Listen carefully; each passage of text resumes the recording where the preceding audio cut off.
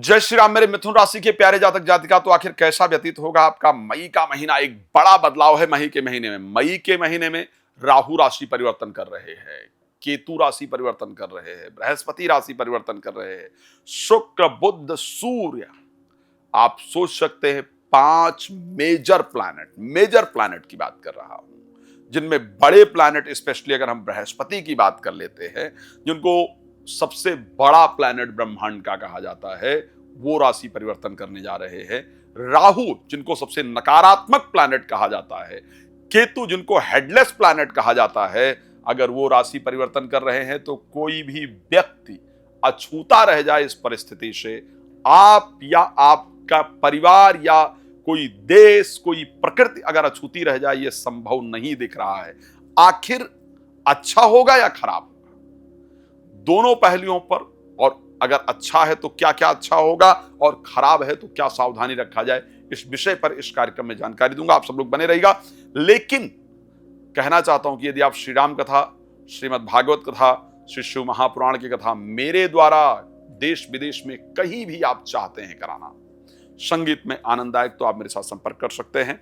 रात को 9 बजे, दोपहर को 12 बजे मैं लाइव होता हूं, मेरे साथ लाइव भी जुड़ सकते हैं। साथ में शनिवार को हर एक व्यक्ति और राशि के हिसाब से यज्ञ होता है। अगर आप चाहते हैं कि यज्ञ में आपका नाम सम्मिलित किया जाए, तो आप कृपया यज्ञ में भी अपना नाम सम्मिलित करवा सकते हैं। आप आ करके भी यज्ञ करवा सकते हैं, यह प्रक्रिया हमारी तरफ से होती है। चलिए बात कर लेते हैं, आखिर क्या रहेगा कि मिथुन राशि के लिए ये जो बदलाव है वो स्पेशली कैसा बदलाव रहने वाला है। अभी तक आपके 10th हाउस के अंतर्गत, यानी 10वें घर के अंतर्गत, जिसको हम प्रोफेशनल हाउस कहते हैं, वहां पर राहु बुध शनि और शुक्र गोचर कर रहे हैं। ठीक है, अब क्योंकि यहां पर चेंज कर जाएंगे, राहु 9th हाउस के अंतर्गत आ जाएंगे, बुध 2nd हाउस 11th हाउस में चले जाएंगे, सूर्य 11th हाउस के अंतर्गत ऑलरेडी गोचर कर रहे हैं, वो 12th हाउस के अंतर्गत चले जाएंगे। क्या होगा, सबसे पहली चर्चा कर लेते हैं आपके हेल्थ को लेकर के, आपकी बुद्धि को लेकर के। एक बात मैं कह रहा हूं, अगर कोई रिसर्च इस प्रकार की होगी जिसमें इंपॉर्टेंट डिसीजन की बात की जाएगी, पॉजिटिव डिसीजन की बात की जाएगी, काम बनाने वाले डिसीजन की बात की जाएगी, और वो बेहतर डिसीजन की बात की जाएगी, तो मिथुन राशि का व्यक्ति होगा। आखिर मैं ऐसा क्यों कह रहा हूं? मैं ऐसा इसलिए कह रहा हूं, मैं कोई भी बात ऐसी नहीं कहता हूं जिसका कोई लॉजिक नहीं हो, विदाउट फैक्ट में कोई बात करता ही नहीं। क्योंकि बुध आपके नीचस्थ थे, जो कि आपके राशि के स्वामी थे। इस कारण से आपने बहुत सारे ऐसे डिसीजन लिए हैं जिस पर आज आप पछता रहे हैं। बहुत सारी ऐसी परिस्थितियां आपके जीवन के अंतर्गत रही हैं जिसको लेकर के आप सोच रहे हैं। पिछले 2-3 महीने में लिए गए डिसीजन, लोगों के साथ संयोग, किए गए कार्य आपके मन को परेशान कर रहे हैं। लेकिन अब उन चीजों को सुधारने का, काम को बनाने का वक्त आ गया है, क्योंकि बुध अपना राशि परिवर्तन करके मेष राशि में चले जाएंगे, और मेष राशि आपके 11th हाउस की राशि है, और 6 तारीख को ही चले जाएंगे, तो वो आपके जीवन के अंतर्गत एक बड़ा बदलाव लाने के लिए पूरी तरह से तैयार होंगे। तो मेरे दृष्टि से यह बदलाव आपके जीवन में एक बहुत बड़े बदलाव को लेकर के आएगा। बंद बुद्धि खुल जाएगी। गलतियां जो हो गई हैं, जो डाउनफॉल लाइफ के अंदर आ गया है, जो चीजें खराब हो गई हैं, उनको सुधारने का जो मार्ग है, सुधारने का जो वे है, सुधारने का जो रास्ता है, वो आपको जरूर मिलने जा रहा है। तो ये एक बहुत पॉजिटिव पॉइंट मैं कह सकता हूं। अगर मैं हेल्थ के पॉइंट ऑफ व्यू से भी इस पर बात करूं, और स्पेशली मैं अगर मेंटल हेल्थ की बात करूं, देखो फिजिकल हेल्थ बहुत डिस्टर्ब नहीं हुई थी मिथुन राशि की, लेकिन मेंटल हेल्थ बहुत ज्यादा डिस्टर्ब हो गई थी। एंजाइटी को लेकर के, anxiety, phobia, distraction related, skin से रिलेटेड प्रॉब्लम्स, पेट से रिलेटेड, ये प्रॉब्लम्स जनरली आपको परेशान कर रही थी। तो इन प्रॉब्लम्स से भी आपको निजात जरूर प्राप्त होती हुई दिख रही है। इस प्रकार की कंडीशन आपकी राशि में है। तो हेल्थ की पॉइंट ऑफ व्यू से मैं करीब ठीक ठाक दिख रहा हूं। अब मैं चलो वेल्थ पर बात कर लेता हूं। वेल्थ को लेकर के भी करीब मई का महीना आपके लिए 11th लॉर्ड मार्स नीचस्थ होंगे, लेकिन 2nd हाउस के अंतर्गत होंगे, बेहतर होगा। हाँ, आग वगैरह लगने से, चोरी होने से, घर में कलेश से आर्थिक नुकसान का योग है, उस पर ध्यान रखने की आवश्यकता होगी।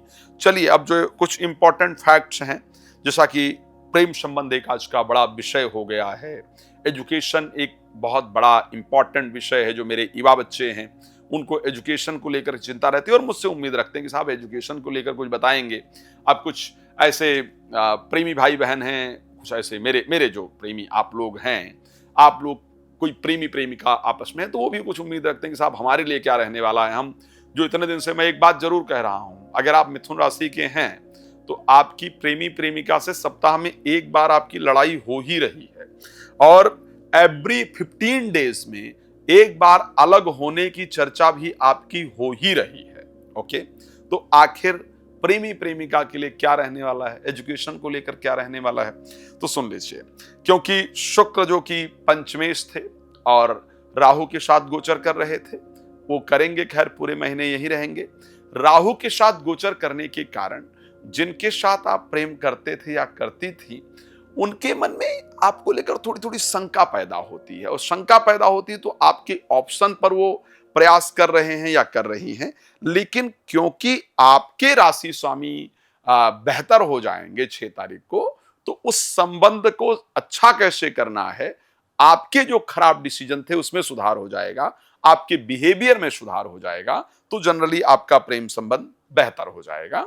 एजुकेशन के पॉइंट ऑफ व्यू से अगर मैं बात करता हूं तो ठीक होगा इस महीने, पिछले महीने की अपेक्षा इस महीने ठीक होगा। संतान को लेकर के भी योग बनेगा। आखिर प्रोफेशनल लाइफ को लेकर के समय कैसा रहेगा, मैं एक बात कहना चाहता हूं, क्योंकि तारीख 14 के बाद बृहस्पति आपकी राशि में गोचर करने आ जाएंगे और आपके 10th हाउस के स्वामी हैं, तो अब वो समय आया है जब बिजनेस या नौकरी में जो आप चाहते हैं उसका रिजल्ट मिलेगा। बट कुछ चीजें हैं जिस पर बात करना आवश्यक है, लेकिन अब लाइव जानते हैं वीडियो में समय बहुत कम होता है, मैं बहुत कुछ थोड़े समय में देने का प्रयास करता हूं। आप लोग भी इसको बहुत श्रद्धा से देखते हैं, पर निवेदन करूंगा एक समय ले लीजिए और मेरे साथ आराम से खुलकर बात कीजिए अपने विषय में, क्या उपाय करना चाहिए, कैसे करना चाहिए, इन सभी चीजों पर आप चर्चा कर सकते हैं। भगवान आपको प्रसन्न रखें, मेरी शुभकामना है। बिजनेस नौकरी को लेकर के मुझे लगता है आप कॉल करेंगे, क्योंकि वो डिटेल का विषय है बात करने वाला। तो बात करेंगे रात को 9 बजे, दोपहर को 12 बजे फ्री में लाइव आता हूं, उसमें जुड़िए। कथा के लिए आप मेरे साथ संपर्क कर सकते हैं, अपने लिए यज्ञ कराना चाहते हैं तो भी आप संपर्क कर सकते हैं। भगवान आपको बहुत प्रसन्न रखें, इसी शुभकामना के साथ जय श्री राम, बहुत धन्यवाद।